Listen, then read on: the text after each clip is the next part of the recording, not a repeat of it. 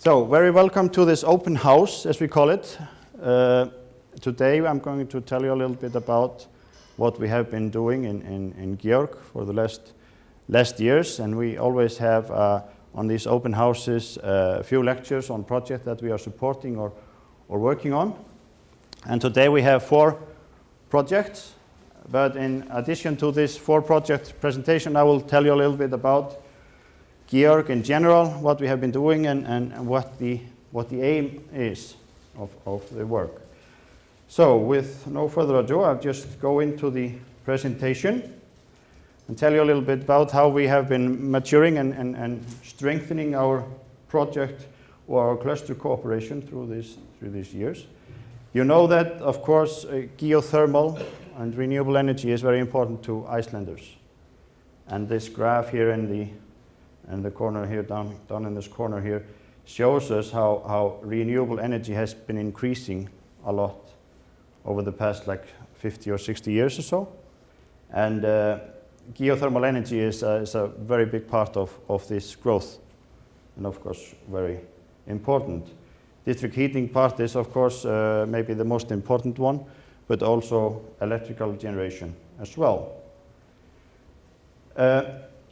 This has been known for decades, and the tradition of cooperation has been good, and there's a long tradition of cooperating on geothermal, and always with the vision of increasing the geothermal usage, getting rid of use of fossil fuels, for example, in house heating and so on, and try to utilize our cooperation.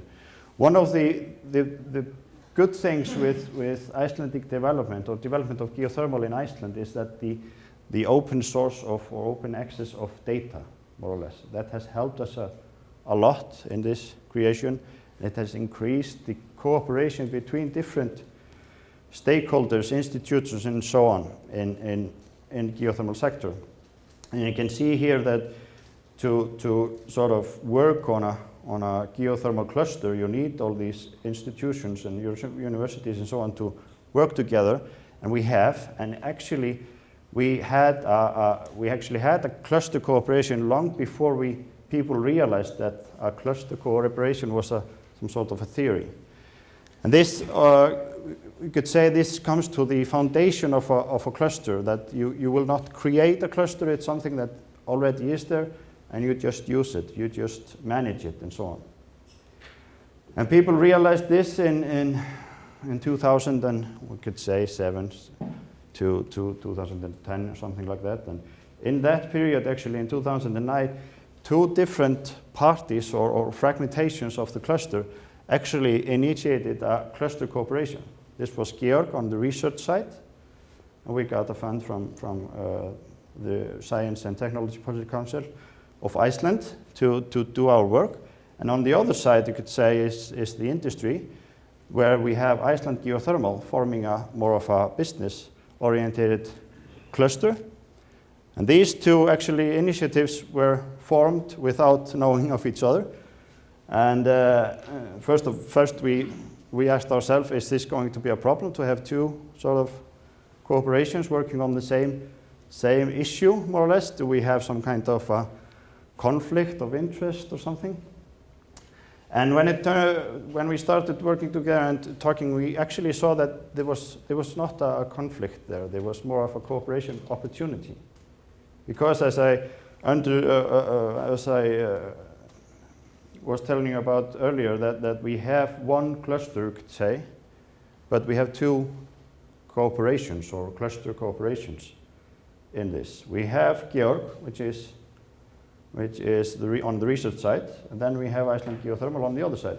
And these 2 actually are working very well together, especially when it comes to innovation and to development and to more applied research. We are on the basic, could say, then we come to the applied, then we have some sort of a field for cooperation, and then if we go further to the market side, then we have more of a business development and business planning and so on, where Iceland Geothermal is more on their playground. You could say that they have the market pull, we have the technology push.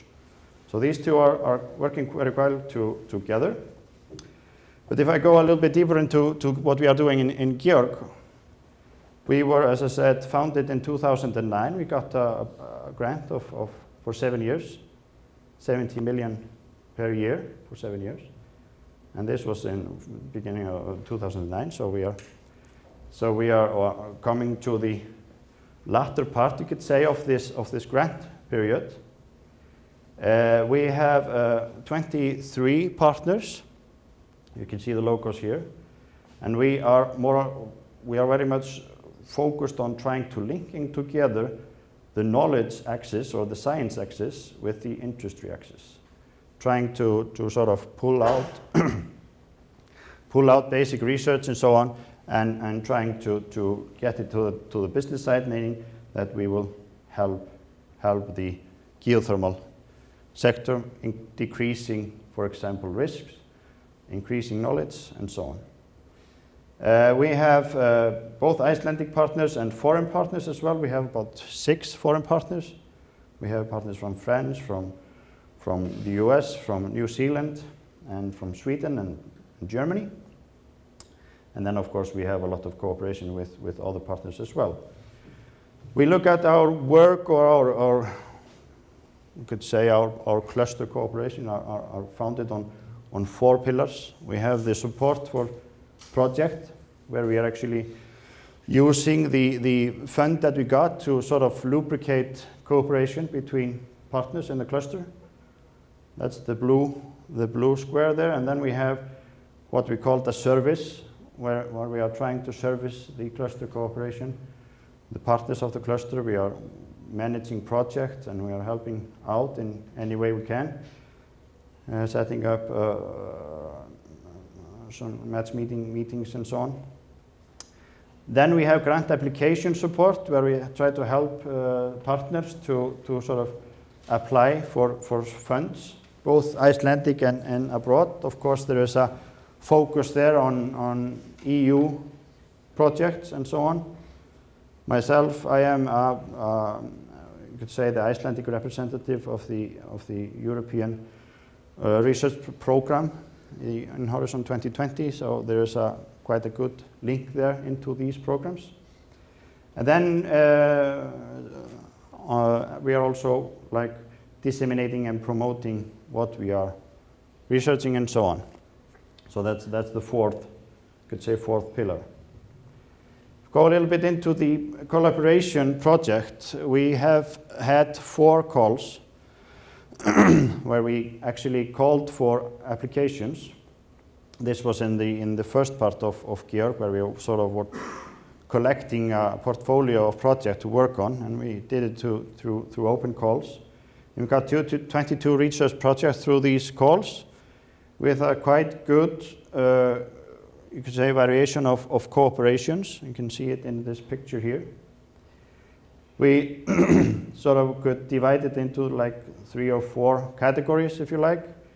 We have the reservoir modeling and simulation. That's one part. Then another part related to that would be the high pressure and high temperature sector, where we are focusing on these high temperature fields, trying to manipulate the high energy that we have in the magma and so on. Then we have a bit of a big package, what we call like environmental impact projects, which are focusing on lowering the environmental impact of geothermal utilization and so on. And then a part which we have called miscellaneous, or just various projects, and actually 2 of these projects, or these 2 projects, will be introduced here later today, and as well one on the reservoir modeling as well. So there's quite a good, you could say, a cooperation here ongoing. We have, you can maybe see a dotted line here, a circle. These companies that are within this dotted line are partners of Georg. The other ones are not partners of Georg, but collaborators in the projects. So when we had this portfolio of projects, we started to think, can we somehow take it further and not being just funding projects, more to sort of take the initiative to develop further project and develop more on the cooperation. And we started on taking these because there is highest interest within the group to focus more on research on deep roots of geothermal. So we tried we did set up a project on this. It took quite a long time actually, and a lot of discussion and a lot of pulling and pushing in all directions. But we managed to set up quite a good project on deep roots of geothermal. And this picture here, or this slide here, shows you a little bit what we are dealing with in this project. This figure down here at the bottom is somewhat the conventional model that we know. This is from Grímur Björnsson, actually. So this is something that we more or less think is quite common in high temperature fields. This part here is quite well known actually.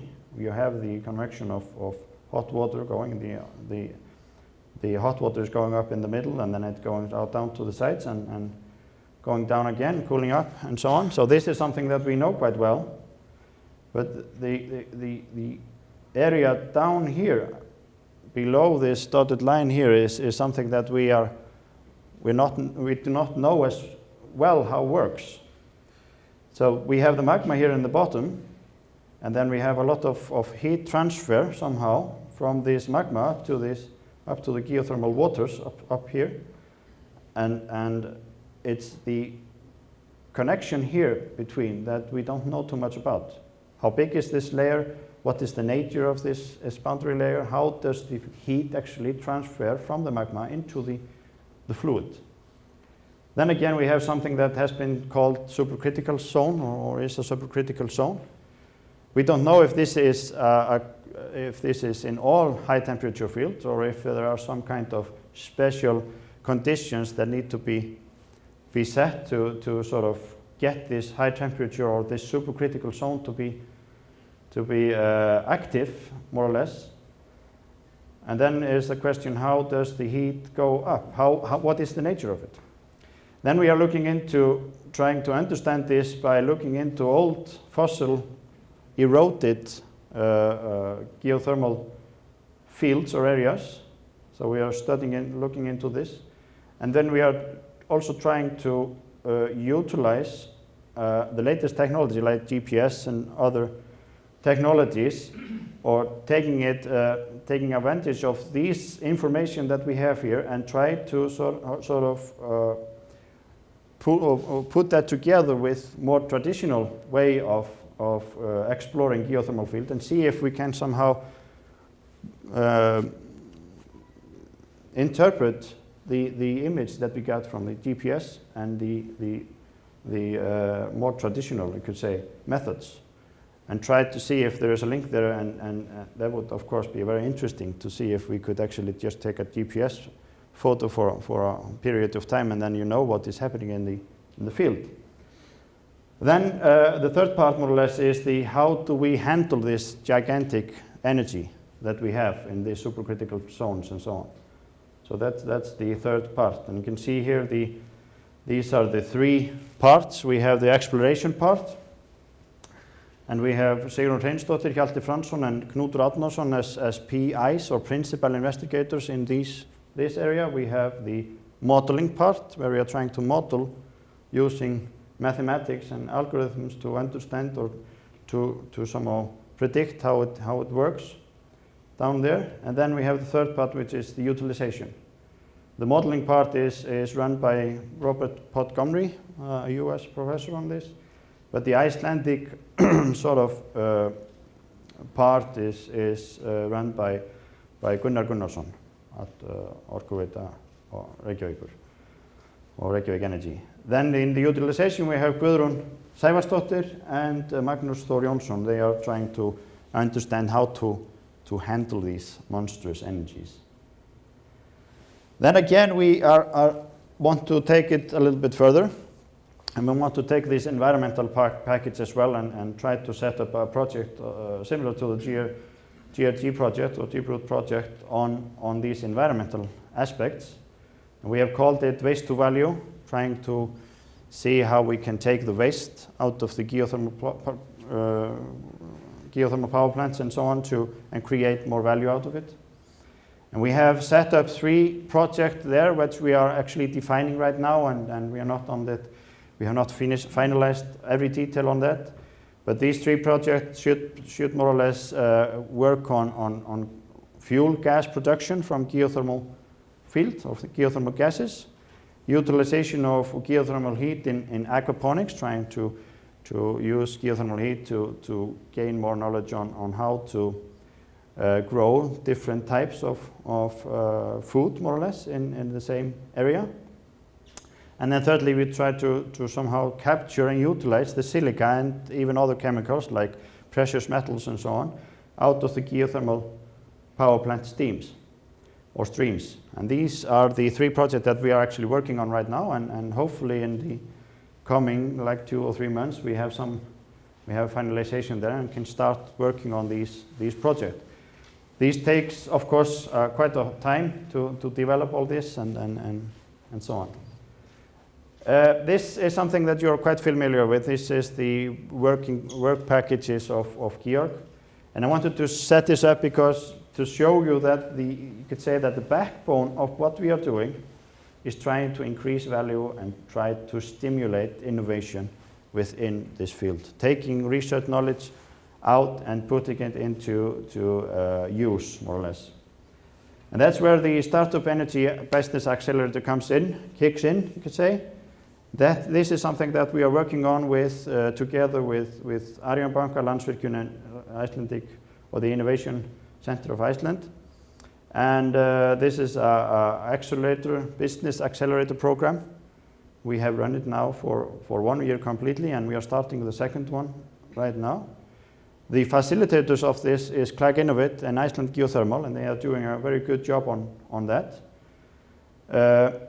What we do is we select 7 good teams, business teams, out of a number of or dozens of applicants. Actually, there was about 70 applications last year and about 50 applications this year. So there's a lot of things going on.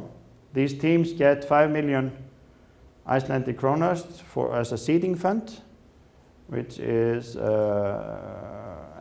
to sort of develop their business idea, and they get a lot of support from Clag Innovate and Iceland Geothermal to develop this. We have a mentor system, up to 40 mentors that are taking on in this and helping the team to develop their idea and so on. And it's quite you could say it's quite a success, and I was very pleased with the results of last year. And the teams of this year are quite good as well. Actually, the teams are described from last year are described quite well in the newsletter, and I would like to point out that we have a printout of the newsletter by the door, so you could actually get a little knowledge on the teams there. The teams of this year actually are being announced these days actually, and we have 7 teams as well. Just wanted to go very quickly through these teams. We start with the top team. It's called Key Natura. It's an algae production team. We have Sjöfn Sigurgísladóttir, Halla Jónsdóttir, Sigurbjörn Einarsson, and Ægir Þór Þórsson are the team members of this, and they are trying to sort of use geothermal heat and knowledge to grow quite expensive and good algae, and the case there is to how to sort of get into the higher spending markets with this. Second, we have Laki, which is Laki Eldberg, which is a idea of utilizing the magmatic flux of high power transmission lines, electrical transmission lines, to generate energy, low-graded energy to sort of power like transmitters and so on out in where we have no small current distribution system. The team members there are Magnús Hauksson, Árni Magnússon, and Óskar Valdísson from Vanvid and Rásmark. The third project is Loki Geothermal. It's a project on developing a valve for geothermal utilization, or high temperature and high pressure utilization. Today we have a Japanese company that more or less owns the market, at least in Iceland. And there is an interest to sort of develop an Icelandic brand in this. Then we have Málmblendi, which is focusing on recycling waste from aluminum smelters in a very efficient and energy-saving way. We have a project on microbinary for project that is sort of a binary station to utilize a very low temperature or geothermal temperature to create electricity for small use again. Naturs is a project on charging electrical vehicles, or setting up a business case to charge electrical vehicles. And finally we have a project on which is called Rovar, which is on smart switches for households. We have the smartphones and we have everything is more or less smart, except we have some switches in the households, and we have computers that are trying to control our home, but they are not very smart. And this idea is to take the smart thinking into these switches and so on. So there's quite a number of interesting ideas out there, and it will be very fun to see how this develops. But just to not have it too long, there is a lot more that I could actually tell you about. We are applying, we are supporting students, and we actually have an open application right now for students to apply for travel, to go to interesting conferences. For example, the European PhD Day. So I would suggest you to go into the website of Georg if you want to get a grant for traveling if you're a student. Then we are working on the geothermal AirNet. And we helped in or supported the application for World Geothermal Congress to be in Iceland in 2020. Iceland Geothermal is actually has been in charge of the application, and I'm very happy to say that we won, or Iceland won, and the application was in a quite extensive voting procedure. Iceland ended up at the top, and if you go back in these, it was in several layers, this voting section, and Iceland was always on the top. So there was no doubt that Iceland was going to be the country to do this. So we look very much forward to setting up this very big conference in Iceland in 2020. Then we are working on a geothermal spatiation project, developing a very interesting algorithm model to sort of deal with spatiations in geothermal fluids. This is a project that is supported financially by Landsvirkjun, HS Orka, Orkuveitu Reykjavíkur, and Orkustofnun. And Georg actually plays a role there in some sort of managing the communication between the, could say the ones that are working on the project, which are Jón Örn Bjarnason and Stefán Arnarsson, and the steering committee, and trying to sort of have an oversight, or could say a supervision or whatever on this project. It's a very interesting project, and I think it's going quite well. It will be very interesting results. It could be very beneficial for the geothermal sector if this finishes. Then we have of course the Verkefnamiðlun, which is a project cooperation with the Ocean Cluster and Iceland Geothermal and other actually partners as well, on trying to link together students and companies. It's a website you can go into, verkefnamiðlun.is. And then we are finally working on trying to link partners in Iceland with foreign partners to have an application in Horizon 2020, and trying to stimulate that with the aim of at least having one project in the coming year. And that's going quite well, actually. We have some ideas, and I believe that we will succeed on that. So that's about it. Thank you very much for listening.